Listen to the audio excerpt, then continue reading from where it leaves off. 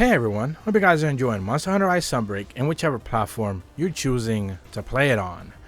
And today in this video, I don't really want to sound pessimistic, but it's probably going to be one of those relatively pessimistic videos where I'm going to be talking about this week's latest event quest. And so far in the past couple of event quests, to be at the very least on the positive side, before we begin to talk about this week's content, they have been doing a relatively better job, but for some reason, this week they went ahead and dropped the ball, and I'm just gonna say that Capcom, please do better. You can do better, and for whatever reason they're opting not to do any of that. So essentially what they did this week is that they did not provide us with a double event quest dosage. That is something that we had been speculating before, that this might become the new standard. One is a hazard quest usually, the other one is probably a mediocre quest that no one wants, but you get both, so therefore at the cost of doing the hazard, maybe you get the other quest and you are excited at the end of the day. Instead, what we ended up getting here is just a bad quest that I don't necessarily see fulfilling much of a purpose, and even people on social media, when they saw the post, we're not necessarily too thrilled to see it, but it is what it is. Essentially, the event quest that they added this week, and of course, in order for you to be able to get your hands on any downloadable event quests or item packs, all you need to do is make your way down to Steelworks or Elgato, speak to the courier cat, go all the way down to the add-ons options, and claim anything that's labeled in white, whether it is event quest, DLC, item packs, or anything along those lines. And one of those will be a Master Rank 6 Master Rank quest, a hunting quest called Premarital Socks, versus Somnicanth and an Aurora Somnicanth in the Frost Islands. Now, it would be my pleasure to be able to say that, hey, you're gonna get a layered piece of armor, or you're gonna get some stickers or something actually valuable, that something cool or whatever, maybe pose or gesture, something. Hell, maybe even this time I could, say something along the lines of, like, you guys actually get those beloved guild card titles that you love so much, or something, right? But no, instead what you get in this quest is crowns, and that's it. There's really nothing else. And it is something that, I know a lot of people have, even asked me in the comments, like, what do crowns even do? What are they all about? Because no one really pays attention to that kind of stuff. That kind of content is, it is what it is. It's there for those who really want it, but it doesn't really serve that much of a purpose. And when your only event quest, when we have 3 weeks left now at the time of this recording of DLC content, eventually of event quest as downloadable content, and this is what you're dropping in one of those weeks, man, that is kind of like, what are you doing? Why couldn't you do better? And it's a bummer. At the end of the day, it is a bummer that they should have done better, but for whatever reason they chose not to. Now, the quest in and of itself, it is what it is. Royal Somnicanth and normal Somnicanth are just going to be walking around in the Frost Isles. Nothing really special about them. Maybe they do a little bit of higher damage, maybe. I mean, I didn't see anything regarding parameters.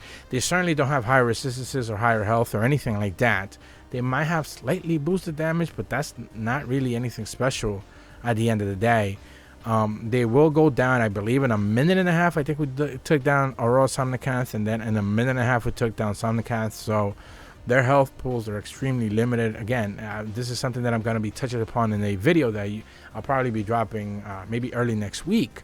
But Aurora Somnicanth, I think they could have done such a better job. Somnicanth is the better monster, because Aurora Somnicanth just doesn't really live up to any sort of expectation, even as a nice monster, which they could be really, really cool. But this one is just kind of like meh.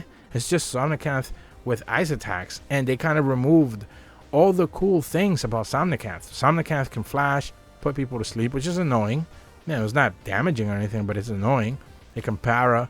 It can do a bunch of things, and all the cool things that it does, they just took them away to give you ice attacks.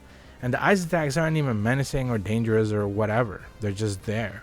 So it just kind of feels, it's maybe slightly more aggressive, but at the end of the day, it just kind of has more weaknesses. So it just feels like a monster that didn't really ever live up to expectations. And I don't quite understand why you would have this monster and a pair of these monsters featured as the last batch of, presumably in the last month of DLC that we are going to get. Unless stated otherwise, of course, Capcom can change their mind and drop a batch of new event quests whenever they want.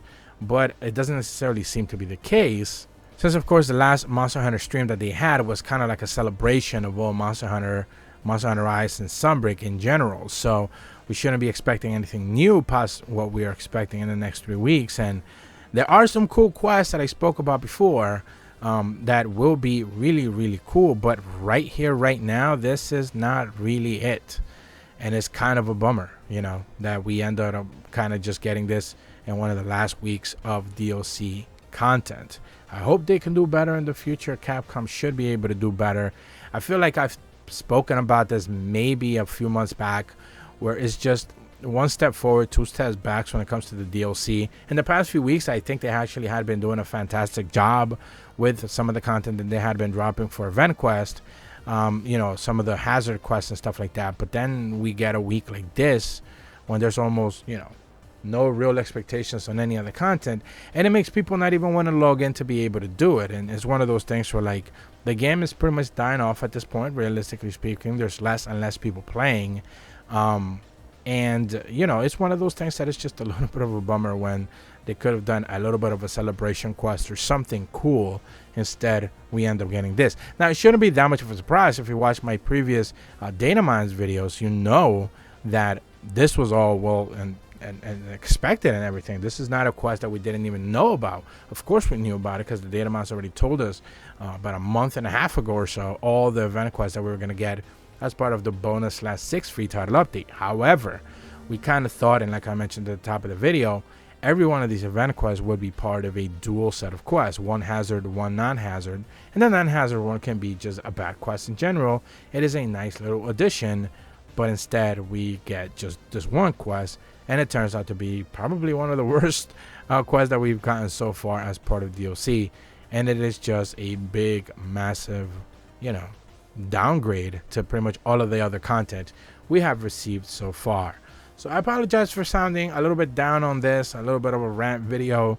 I usually try to be upbeat and positive, but when I kind of saw this drop and it was just one quest, and it was this one specifically, I was just like, I'm not necessarily sure who's this for. You know, who's excited about getting 2 big crowns for each of these monsters when they're not even difficult to get? You know, Somnicanth already has multiple quests appearing where it can get crowns, and the Royal Somnicanth, I believe, already had one before. So, you know, at the very least, with higher chances to be able to get big crowns, maybe not guaranteed. So, you know, there's other monsters that could have done that with, you know. Still no Narwa, no Ibushi, no Allmother Narwas types master rank quests with like guaranteed crowns, but at the end of the day, they went with Somnicanth, and a raw Somnicanth.